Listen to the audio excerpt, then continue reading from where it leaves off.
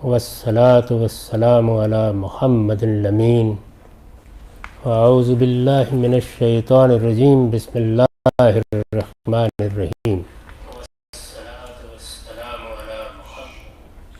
خواتین و حضرات، ہم سورہ اعراف کی آیت 32 کا مطالعہ کر رہے ہیں۔ اس میں ایک نہایت اہم موضوع زیر بحث ہے۔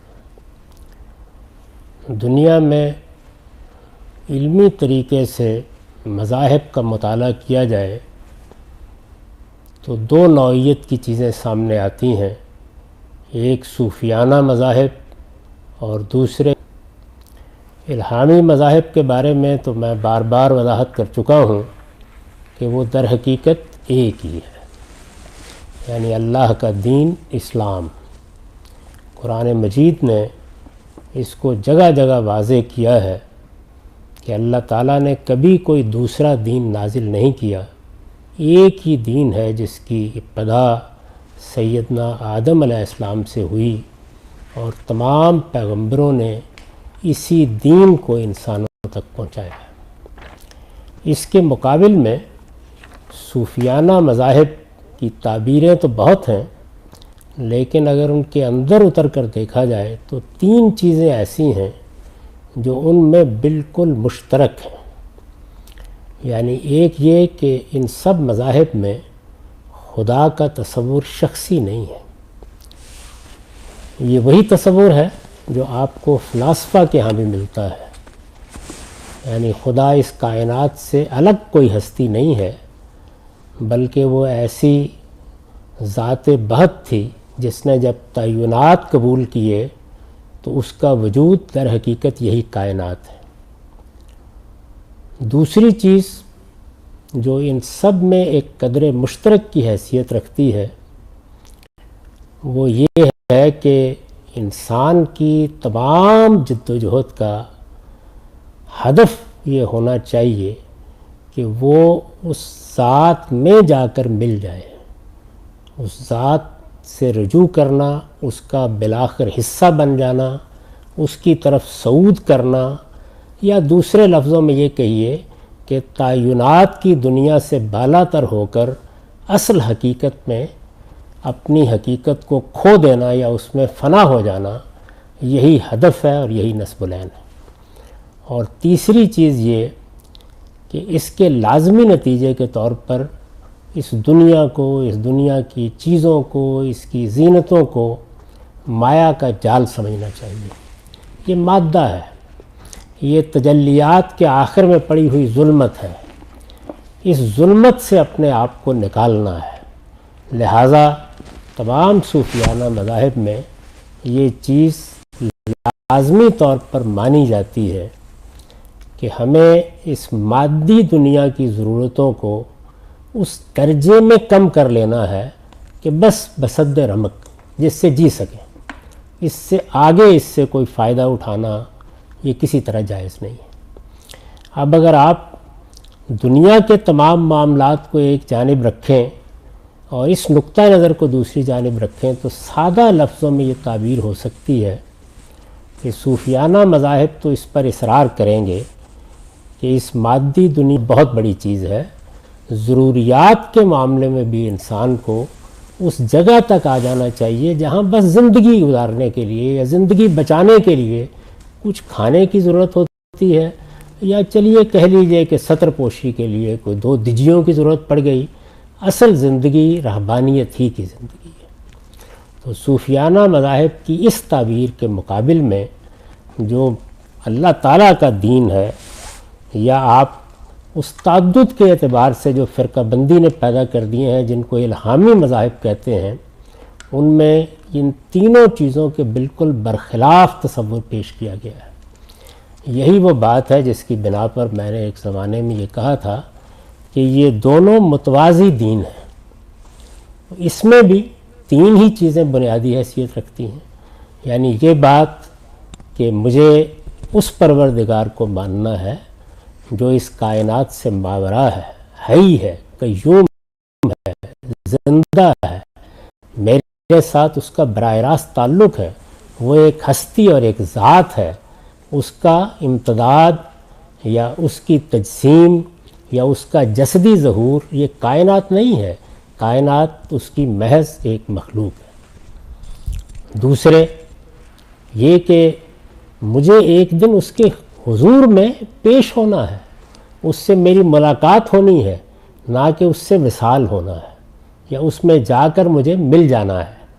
یعنی یہاں اس نوعیت کا کوئی تصور نہیں ہے، مجھے اس کی اس کی خوشنودی کو ہدف بنانا ہے، اس کی رضا کو ہدف بنانا ہے۔ اسی لیے فرمایا کہ وہ رضوان من اللہ اکبر، سب سے بڑی چیز تو یہ ہے کہ اللہ خوش ہو جائے۔ تو وہ ایک ہستی ہے، یعنی ایک زندہ حی قیوم ہستی جس سے میرا ہر وقت کا تعلق ہے۔ وہ محض فلسفیانہ سطح پر ایک محرک اول نہیں ہے، ایک علت العلل نہیں ہے، ایک فرسٹ کاز نہیں ہے، بلکہ ایک زندہ خدا ہے۔ اسی لیے اس کا تعارف ہی یہ کرایا جاتا ہے کہ نہ اس کو اونگ آتی ہے نہ اس کو نیند آتی ہے، وہ زندہ ہے، قائم ہے، اور اس کائنات کا نظم چلا رہا ہے۔ الا لہ الخلق والامر، یعنی صرف یہ نہیں کہ پیدا کر کے کہیں بیٹھ گیا یا اپنی حیثیت کھو بیٹھا اور اب یہ کائنات ہی ہے جو قوانین کے تحت چل رہی ہے، بلکہ اس کا نظم بھی وہی چلا رہا ہے۔ تو یہ دو الگ الگ تصورات ہیں۔ ظاہر ہے کہ یہاں یہ تینوں چیزیں تو زیر بحث نہیں ہیں، لیکن یہ چیز زیر بحث آ گئی ہے کہ پھر دنیا کے بارے میں اگر صوفیانہ مذاہب کا وہ نقطہ نظر ہے تو قرآن کا نقطہ نظر کیا ہے؟ تو قرآن مجید نے یہاں یہ بتایا ہے کہ یہ زینت کی جتنی چیزیں ہیں، اور میں نے اس پر توجہ دلائی تھی کہ زینت حسن کو نہیں کہتے عربی زبان میں، یعنی ان چیزوں کو کہتے ہیں جو اللہ تعالیٰ نے فطرت میں پیدا کی ہیں، اب ان کو ہم بناتے سنوارتے ہیں۔ تو جو چیزیں بنانے سنوارنے کے لیے آئیں گی، وجود پذیر ہوں گی، وہ زینت کہلائیں گی۔ ان آیات میں ایک بڑا اہم موضوع قرآن مجید نے چھیڑا ہے، اور اس کی تقریب کیا ہوئی وہ میں پہلے عرض کر چکا ہوں کہ جب قریش کے ہاں ایک بدعت زیر بحث آئی، بلکہ ایک نہایت بیہودہ نوعیت کی رسم زیر بحث آ گئی کہ وہ بیت اللہ کا طواف کرتے وقت یہ سمجھتے تھے کہ لباس اتار لینا چاہیے، یہ تو ہمارے گناہوں سے آلودہ ہے۔ دنیا کی زینتیں یہ ظاہر ہے کہ اس کے بعد موضوع بن گئیں۔ تو قرآن مجید نے یہ بتایا کہ یہ زینت سب ہم نے پیدا کی ہے، اہل ایمان کے لیے پیدا کی۔ یعنی یہ سوال تھا کہ پیدا کی ہے، ممکن ہے کہ ان لوگوں کی آزمائش کے لیے پیدا کی ہو جو اسی میں غلطان ہو جائیں گے؟ فرمایا نہیں، اہل ایمان کے لیے پیدا کی ہے۔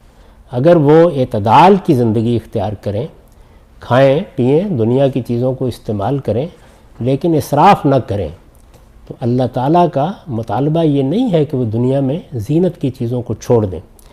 میں نے اس کے بعد بہت وضاحت کے ساتھ یہ بتایا کہ زینت کی چیزیں ہیں کیا، یعنی ہمارے اپنے وجود میں کیا ہے، ہمارے گرد و پیش میں کیا ہے، ہمارے گھروں اور رہن سہن میں کیا ہے، ہمارے شہروں اور ملکوں میں کیا ہے۔ یہ سب کی سب چیزیں قرآن مجید یہ کہتا ہے کہ بالکل جائز ہیں، اہل ایمان کے لیے پیدا کی ہیں، بلکہ جو لوگ ایمان والے نہیں ہیں ان کو یہ ان کے طفیل ملتی ہیں۔ اور یہ بات بھی واضح کر دی کہ قیامت میں یہ سب کی سب ایمان والوں کے لیے خاص ہو جائیں گی۔ تو ہدف بھی بیان کر دیا کہ کیا چیز ہے، یعنی اللہ نے یہ نعمتیں پیدا کی، یہاں ان کو دیکھو، ان سے فائدہ اٹھاؤ، اور پھر اس کے بعد اللہ تعالیٰ سے تمنا کرو، دعا کرو کہ وہ قیامت میں جب اپنی اصل دنیا بنائے تو اس میں یہ تمہیں کو دے۔ ان کی جدوجہد کرو، تمہیں کسی بالا تر ہستی میں یا کسی ذات بہت میں جا کر اس طرح مل نہیں جانا جس طرح لہریں سمندر میں کھو جاتی ہیں یا روشنی اپنے منبع میں جا کے سمٹ جاتی ہے۔ تمہیں تو ایک زندہ حیثیت دی گئی ہے، بہت بڑی ہستی کے طور پر پیدا کیا گیا ہے۔ یعنی انسان کا معاملہ یہ ہے، بارہا دیکھا ہوگا آپ نے، کہ جس وقت اس سے کہا جاتا ہے کہ تمہیں ایک دن جواب دہ ہونا ہے، اپنے خدا کی بارگاہ میں پیش ہونا ہے، تو وہ بالعموم بڑی تصغیر کا رویہ اختیار کرتا ہے اپنے بارے میں کہ میری کیا حیثیت ہے، اللہ تعالیٰ اتنی پرعظمت ہستی ہے، کیوں مجھے بلائے گا؟ وہ یہ نہیں جانتا کہ انسان کو بنایا کیا گیا ہے، یعنی ایک ایسی مخلوق بنائی گئی ہے جس میں اللہ تعالیٰ نے اپنے شعور اور اپنی تخلیقی فعالیت کو منتقل کیا ہے، معمولی درجے کی چیز نہیں ہے، اور پھر 2 دن کے لیے نہیں، 2 سال کے لیے نہیں، صدی 2 صدی کے لیے نہیں، ابدی زندگی کے لیے پیدا کی گئی ہے۔ تو اتنی بڑی ہستی ہے انسان، اسے اپنی تصغیر نہیں کرنی چاہیے۔ خدا کے مقابلے میں تو بے شک ایک ذرہ ناچیز ہے، لیکن اگر مخلوقات میں دیکھا جائے تو بہت غیر معمولی ہستی ہے۔ اس ہستی کو وہاں پہ مسئول یا جواب دہ ٹھہرایا جائے گا، اس سے پوچھا جائے گا۔ تو اللہ تعالیٰ نے یہاں یہ بات فرمائی کہ یہ زینتیں سب کی سب ہم نے اسی کے لیے پیدا کی ہیں، ان سے یہاں بھی فائدہ اٹھاؤ۔ یہاں شرط یہ ہے کہ اسراف نہیں ہوگا، حدود سے تجاوز نہیں ہوگا، اللہ تعالیٰ نے جو پابندیاں لگا دی ہیں ان کا لحاظ رکھا جائے گا، لیکن یہ کہ یہ کوئی حرام چیز ہے یا مکروہ چیز ہے یا قابل ترک چیز ہے یا تمہارے ارتقاء میں رکاوٹ بن سکتی ہیں، ان میں سے کوئی چیز بھی نہیں ہے، بلکہ بہت تحدید کے انداز میں کہا ہے کہ وہ کون ہیں کہ جو ان کو حرام ٹھہراتے ہیں۔ تو یہ میں نے اس لیے ایک مرتبہ پھر خلاصہ کر دیا کہ یہ بحث بہت اہم ہے، اور اس میں در حقیقت صوفیانہ مذاہب سے اللہ تعالیٰ کے دین کی راہیں بالکل الگ ہو جاتی ہیں، اس سے اہداف بالکل الگ ہو جاتے ہیں۔ اسی لیے وہ تعبیر میں نے اختیار کی تھی، متوازی دین کی تعبیر۔ آپ ان کو اکٹھا کر ہی نہیں سکتے، اس لیے کہ تینوں چیزیں ہی بالکل الگ الگ ہیں، اور وہی بنیاد ہے، وہی اساس ہے، انہی سے ہدف طے ہونا ہے، انہی سے ذات خداوندی سے تعلق متعین ہونا ہے، انہی سے نسب العین طے ہونا ہے، اور انہی سے لائے عمل بننا ہے۔ یعنی وہ لائے عمل جو ان آیات کی روشنی میں بنے گا وہ بالکل اور ہوگا جو صوفیانہ مذاہب کی تعبیر کے مطابق مایا کے جال کو توڑنے کے لیے بنایا جائے گا۔ تو دونوں کا منہاج ہی بالکل الگ ہے، ان کو اکٹھا نہیں کیا جا سکتا۔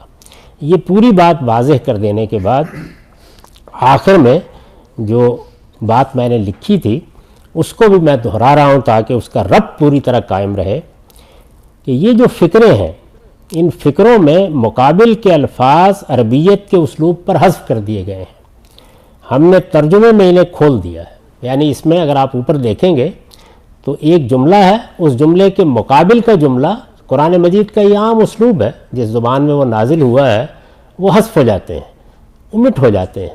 ان کو کھولیں گے جب آپ تو گویا بات منفی اور مثبت دونوں پہلوؤں سے واضح ہو جائے گی، وہ آپ ترجمے میں دیکھ سکتے ہیں، میں اس کو پڑھ چکا ہوں۔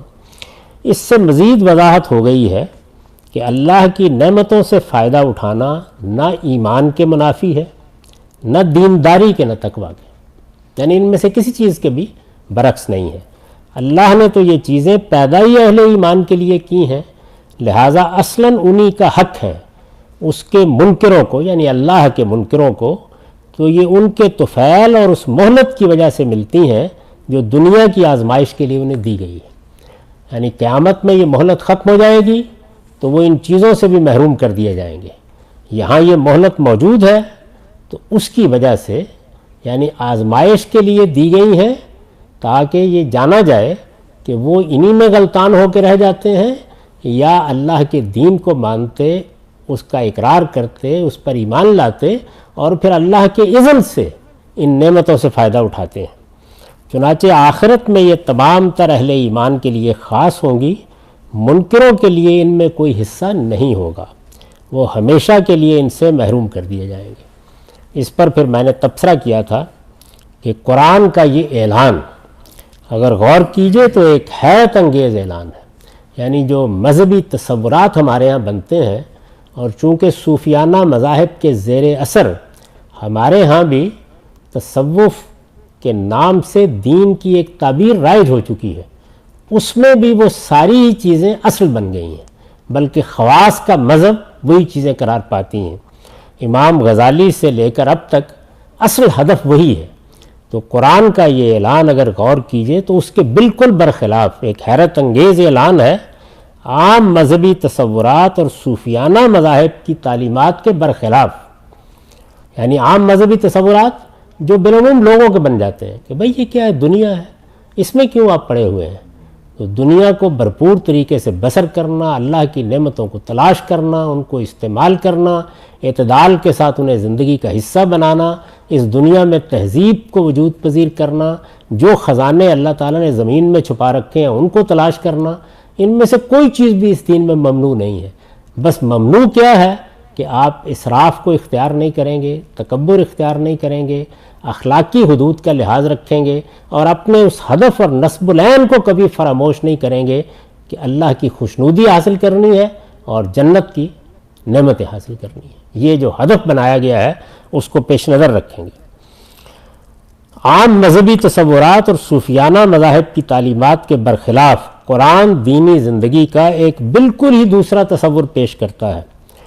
تقرب الہی یعنی آدمی کا اللہ کے قریب ہونا، اور وصول اللہ اللہ تک پہنچنا، اللہ کی معرفت تک پہنچنا، اللہ کی محبت تک پہنچنا، اور وصول اللہ کے لیے دنیا کی زینتوں سے دستبرداری کی تلقین کے بجائے وہ ایمان والوں کو ترغیب دیتا ہے۔ یعنی صرف یہ نہیں ہے کہ یہ کہتا ہے کہ اچھا ہے اگر تم نے استعمال کر لیا ان نعمتوں کو، ان زینتوں کو، تو کوئی بات نہیں، وہ ترغیب دیتا ہے کہ اسراف و تبذیر سے بچ کر اور حدود الہی کے اندر رہ کر زینت کی سب چیزیں وہ بغیر کسی تردد کے استعمال کریں اور خدا کی نعمتوں پر اس کا شکر بجا لائیں۔ یہ کلام کے ربط کو قائم کرنے کے لیے میں نے اس کو دہرا دیا۔ اس کے بعد ظاہر ہے کہ ایک بڑا سوال پیدا ہوتا ہے، اور وہ سوال یہ ہے کہ پروردگار پھر حرام کیا ہے؟ یعنی پھر آپ روکتے کس چیز سے ہیں؟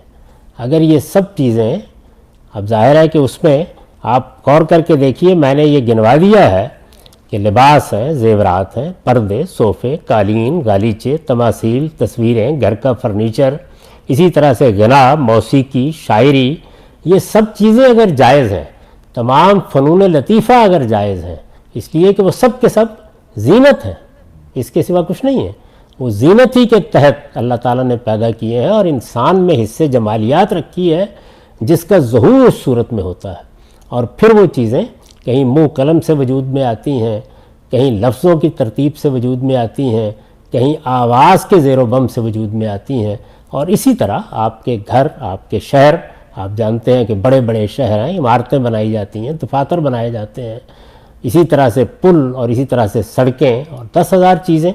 تو یہ سب جتنی چیزیں ہیں، ان سب چیزوں کو اگر اللہ نے اہل ایمان کے لیے پیدا کیا ہے، اس میں رہ کر ہمیں زندگی بسر کرنی ہے، یہی اللہ کا دین چاہتا ہے، تو پھر پروردگار بچنا کس چیز سے ہے؟ حرام کیا ہے؟ یعنی ظاہر ہے کہ جس وقت دین کی بات کی جاتی ہے تو آپ نے دیکھا ہے کہ سب سے بڑھ کر کیا چیز ہوتی ہے؟ یہ حرام ہے، یہ حلال ہے۔ تو حرام کیا ہے پھر؟ یہ سوال پیدا ہوتا ہے۔ یعنی یہ سب چیزیں اگر حلال ہیں، ان میں سے کوئی چیز ناجائز نہیں ہے، تو پروردگار آپ نے اپنے دین میں حرام کیا ہے؟ یہ سوال پیدا ہوتا ہے۔ تو اب آپ دیکھیے کہ پچھلے سلسلے کا خاتمہ کس آیت پر ہوا؟ کذالک نفصل الآیات لقوم یعلمون، ہم ان لوگوں کے لیے جو جاننا چاہیں اپنی آیتوں کی اسی طرح تفصیل کرتے ہیں۔ یعنی یہاں پر تفصیل ہے، وہ مقدمہ جو واضح تھا، فطرت میں بھی واضح تھا، دین کے احکام میں بھی واضح تھا، انبیاء کی تعلیمات میں بھی واضح تھا، لیکن لوگ پھر بھی کسی نہ کسی غلط فہمی میں ہو سکتے تھے، اس کی تفصیل کر دی گئی ہے۔ تو یہ بتانے کے بعد کیا کہا؟ اب اے پیغمبر انہیں بتاؤ کہ میرے رب نے حرام کیا ہے۔ تو فرمایا ہے کہ کل انما حرم ربی الفواحش ما ظہر منها وما بطن والاسم والبغی بغیر الحق وان تشرکوا باللہ ما لم ينزل به سلطانا وان تقولوا علی اللہ ما لا تعلمون۔ اس کا ترجمہ ہے، کہہ دو میرے پروردگار نے تو صرف فواحش کو حرام کیا ہے، خواہ وہ کھلے ہوں یا چھپے، اور حق تلفی اور ناحق زیادتی کو حرام کیا ہے، اور اس کو کہ تم اللہ کے ساتھ کسی کو شریک ٹھہراؤ جس کے لیے اس نے کوئی سند نازل نہیں کی، اور اس کو کہ تم اللہ پر افطرا کر کے کوئی ایسی بات کہو جسے تم نہیں جانتے۔ یہ جواب دیا ہے، یعنی ارشاد فرمایا ہے کہ حرام تو میں نے صرف یہ چیزیں کی ہیں، یاد رہے کہ اس سے پہلے اوپر یہ اشارہ کیا جا چکا ہے کہ یہاں کھانے پینے کی حرمتیں زیر بحث نہیں ہیں. وہ انہی آیات میں اوپر بتایا جا چکا ہے کہ کھانے پینے کی چیزوں میں، یعنی جس طرح باقی دنیا کی چیزوں میں زینتیں حلال ہیں سب کی سب، اسی طرح سے کھانے پینے کی چیزوں میں آپ پیچھے دیکھیں بتایا صرف طیبات حلال ہے. تو وہاں پر خبائث جائز نہیں ہے، بتا دیا گیا ہے. جب وہ بتا دیا تو یہاں ان کو زیر بحث لانے کی ضرورت نہیں، وہ ایک کیٹیگری بالکل الگ ہے. تو جہاں تک کھانے پینے کی چیزوں کا تعلق ہے، ان میں کیا تقسیم ہے کہ تمام طیبات حلال ہیں، پاکیزہ چیزیں حلال ہیں. اب ظاہر بات ہے کہ پاکیزگی کے کچھ تو وجدانی پہلو ہوتے ہیں، یعنی مجھے ایک چیز اچھی نہیں لگتی، یا یہ ہے کہ ساری انسانیت گھن کھاتی ہے اس سے، دیکھنے میں بالکل مکروہ ہے، اس طرح کی چیزیں ہوتی ہیں. دوسرے وہ چیزیں ہیں کہ جن کے پلید ہونے، جن کے غلیظ ہونے، جن کے نجس ہونے کے بارے میں کسی بحث کی ضرورت نہیں، جیسے پیشاب پاخانہ ہے، ان میں بھی کوئی گفتگو کی ضرورت نہیں ہے. جہاں تک جانوروں کا تعلق ہے، اس میں قرآن مجید نے واضح کر دیا کہ بہیمۃ الانام، یعنی وہ مواشی کی قسم کے چوپائے جن کو ہم چرندے کہتے ہیں، وہ حلال ہیں. باقی دوسری قسم کیا ہے؟ درندے. درندے پانی کے جانوروں میں بھی ہوتے ہیں، درندے خشکی کے جانوروں میں بھی ہوتے ہیں، درندے پرندوں میں بھی ہوتے ہیں. تو تمام درندے ممنوع ہیں، اور تمام چرندے اور اس نوعیت کے جانور وہ بالکل حلال ہیں. تو یہ بات وہاں واضح کر دی. وہ اس وقت ہمارا موضوع نہیں ہے، اس لیے میں اس کو چھیڑنا بھی نہیں چاہتا. یہاں پر اب کیا زیر بحث ہے کہ وہ تو کھانے پینے کی چیزیں ہوئیں، طیبات تمہیں کھانے ہیں، سب طیبات حلال ہیں، کھاؤ پیو. لیکن یہاں یعنی باقی زندگی میں کیا چیزیں حرام کی ہیں، اس میں جو اہم ترین الفاظ ہیں اس میں سے پہلا جو ہے وہ انما کا کلمہ حصر ہے. یعنی یہ نہیں کہا کہ میں نے یہ 5 چیزیں حرام کی ہیں، یہ کہا میں نے صرف یہ 5 چیزیں حرام کی ہیں. قل انما، کہہ دو میرے پروردگار نے تو صرف، یہ جو صرف کا لفظ ہے وہ یہ بتانے کے لیے ہے کہ دنیا میں کوئی شخص جو اللہ کے دین کو مانتا ہے اسے اس معاملے میں کسی مذہبی آدمی کے پاس جانے کی ضرورت بھی نہ رہے. وہ قرآن مجید کو پڑھے، ان آیات کو سامنے رکھے، پورا زندگی کا تصور بالکل صحیح ہو جائے گا. یعنی اللہ کے دین میں اعلیٰ ترین مرتبہ اور مقام پانے کے لیے تمہیں اپنی زندگی میں صرف اسراف سے بچنا ہے، اور کیا کرنا ہے؟ اللہ کی نعمتوں سے فائدہ اٹھانا ہے، ان پر اللہ کا شکر ادا کرنا ہے. یہ تمہارے لیے پیدا کیے گئے ہیں، نہ ان کو حاصل کرنے میں کوئی غلطی ہے، نہ ان کو استعمال کرنے میں کوئی غلطی ہے، نہ ان کو نشو و نما دینے میں کوئی غلطی ہے. اس کے بعد یہ بتانا شروع کیا کہ حرام صرف یہ چیزیں ہیں. ان میں آپ دیکھیے کیا چیزیں ہیں جو حرام کی گئی ہیں. یہاں میں یہ عرض کر دوں کہ جب یہ بات بیان ہوتی ہے تو بالعموم لوگ یہ کہتے ہیں کہ اچھا یہ بتائیے اس میں شراب کا ذکر تو نہیں ہے. تو یہ سمجھ لینا چاہیے کہ وہ کھانے پینے کی چیزوں سے متعلق ہے. یعنی کھانے پینے کی جتنی چیزیں ہیں وہ پہلے بیان ہو گئی ہیں انہی آیات میں، پچھلی دفعہ ہم ان کو بیان کر چکے ہیں. یعنی طیبات حلال ہیں، تو شراب ہے، نشے کی چیزیں ہیں، یہ خبائث ہیں. اسی طرح سے جانوروں میں نے عرض کر دیا، اسی طرح سے جن چیزوں کو ہم کراہت کی نظر سے دیکھتے ہیں یا نجس سمجھتے ہیں وہ سب چیزیں ہیں. ان میں سے بعض چیزیں وہ ہیں جن کو ہماری فطرت پر چھوڑ دیا گیا ہے. ان میں اگر کوئی غلطی ہو جائے تو وہ اجتہادی غلطی ہوگی، اور کچھ چیزیں وہ تھیں جن سے متعلق شبہ ہو سکتا تھا، ان کو اللہ تعالیٰ نے اپنے پیغمبروں کے ذریعے سے واضح کر دیا ہے کہ یہ طیبات ہیں، یہ خبائث ہیں. تو یہاں اب آئیے، تو سب سے پہلی چیز کیا ہے؟ فواحش کو حرام کیا ہے. اس کے بارے میں ایک مزید بات یہ کہی ہے کہ خواہ وہ کھلے ہوں یا چھپے. حرم ربی الفواحش ما ظہر منہا وما بطن.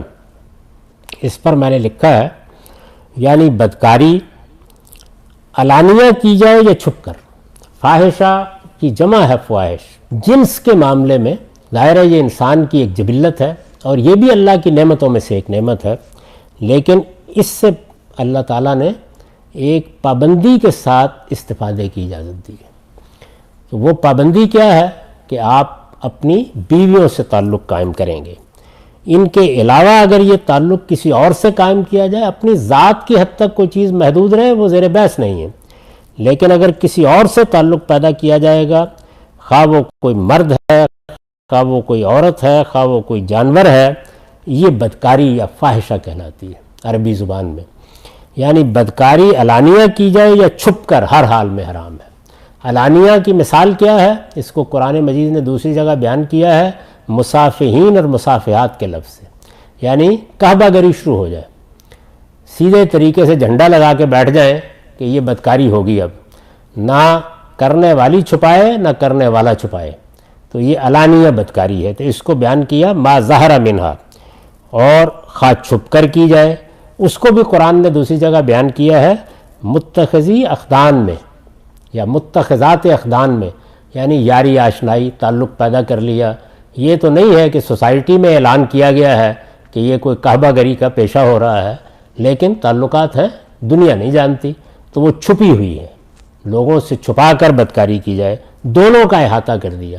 یعنی یوں نہیں ہے کہ علانیہ تو یہ چیز ممنوع ہے، لیکن چلیے چھپ چھپا کے تعلق پیدا کر لیا تو اس پر اعتراض نہیں. اس لیے واضح کیا ما ظہر منہا و ما بطن. اب اس میں ظاہر ہے ساری چیزیں آئیں گی، اس کو میں نے بیان کر دیا ہے. اس کے لیے جمع کا لفظ اس لیے استعمال فرمایا ہے، یعنی فاحشہ نہیں کہا، فواحش کہا ہے، کہ یہ زنا، لواطت، وطیِ بہائم. لواطت یعنی اغلام، مردوں کا مردوں سے تعلق پیدا کرنا، اسی کے ذیل میں سمجھیے عورتوں کا عورتوں سے تعلق پیدا کرنا. وطیِ بہائم، جانوروں سے اس طرح کا تعلق پیدا کرنا، اور اس نوعیت کے تمام جرائم کو شامل ہو جائے، سب فواحش ہیں. جنسی اعضاء دوسروں کے سامنے کھولے جائیں، جنسی معاملات کا افشا کیا جائے یا بدکاری کا ارتکاب ہو، لفظ فواحش ان سب کا احاطہ کر لیتا ہے. یعنی خواہ ابتدائی نوعیت کے معاملات ہوں، خواہ انتہائی نوعیت کے معاملات ہوں، سب کے لیے ایک لفظ استعمال کر دیا ہے. اگر مثلا زنا کا لفظ استعمال ہوتا، اگر مثال کے طور پر اغلام کا لفظ استعمال ہوتا، تو وہ ان سب صورتوں کا احاطہ نہ کرتا، تو سب شامل ہے اس کے اندر. تو ارشاد فرمایا کہ میرے پروردگار نے، یعنی میرے پروردگار نے پیغمبر سے کہا گیا، کل اے پیغمبر آپ اعلان کریں، آپ کہہ دیں کہ میرے پروردگار نے تو یہ چیزیں حرام کی ہیں، اور صرف یہ چیزیں حرام کی ہیں. ان میں سے پہلی چیز کیا ہے؟ فواحش، خواہ وہ کھلے ہوں یا چھپے ہوں. یہ جب بات میں نے مختصر طریقے سے بیان کی، جو آگے پوری کی پوری وضاحت سے آ رہی ہے، تو ایک اور بات یہ کہی گئی کہ اس میں تو مثال کے طور پر سود کا ذکر نہیں ہے، اس میں تو فلاں چیز کا ذکر نہیں ہے. اچھا، یہ سب چیزیں جو ہیں تو یہ آپ دیکھیں گے کہ جب آپ ان کو پڑھیں گے تو یہ سب کا احاطہ کر لیں گے. یعنی اصل میں اللہ تعالیٰ کا اعجاز ہے اور کمال ہے قرآن مجید کا کہ اس نے 5 چیزیں گنوائی ہیں اور اس طرح آپ کو ایک واضح بنیاد دے دی ہے. یعنی ایک عامی، ایک عارف، ایک عام آدمی، کسی سے کچھ پوچھنے کی ضرورت نہیں. 5 چیزوں کو سمجھ لیجئے، یہی حرمتوں کی بنیاد ہے. یہ جہاں جہاں پائی جائیں گی، ہو سکتا ہے سینکڑوں چیزیں اس کے نتیجے میں ان کی زد میں آ جائیں، لیکن ان چیزوں کو اٹھا دیا ہے. یہ میرا آپ کا اب کسی کا مسئلہ ہی نہیں ہے. ہم سب کے سب اللہ کی ان آیات کو سامنے رکھیں گے، اور اس کے بعد نہ صوفیانہ مذاہب سے متاثر ہونے کی ضرورت ہے، نہ ان کی تلقینات کو دین کا اصل مقصود اور خواص کا اہتمام کہنے کی ضرورت ہے، نہ خانقائی اور راہبانہ زندگی کو آئیڈیلائز کرنے کی ضرورت ہے، اور نہ حرمتوں کے معاملے میں کسی مولوی صاحب کے پاس جا کے معلوم کرنے کی ضرورت ہے. اللہ نے اپنی اس کتاب اس میں ہدایت کی ہر پہلو سے وضاحت کر دی گئی ہے. تو آپ دیکھیے کہ اگر صرف ان 2-3 آیات کو سامنے رکھیں تو دین کے سارے زندگی سے متعلق تصورات بیان ہو گئے. یعنی یہ کمال ہے. آپ کا رویہ کیا ہے، آپ کا ہدف کیا ہے، آپ کا نصب العین کیا ہے، حرام کیا چیزیں ہیں. یہ ظاہر ہے کہ پھر اس بات کا تقاضا کرتا ہے یہ مقام کہ اگلی چیزوں کو بھی ہم ایک ایک کر کے تفصیل سے سمجھیں اور ان کے اطلاقات کو بھی جانیں. تو یہ انشاءاللہ العزیز اگلی نشست میں ہوگا. اب ہمارا وقت ختم ہو گیا. اقول قولی ھذا واستغفر اللہ لی ولکم ولسائر المسلمین.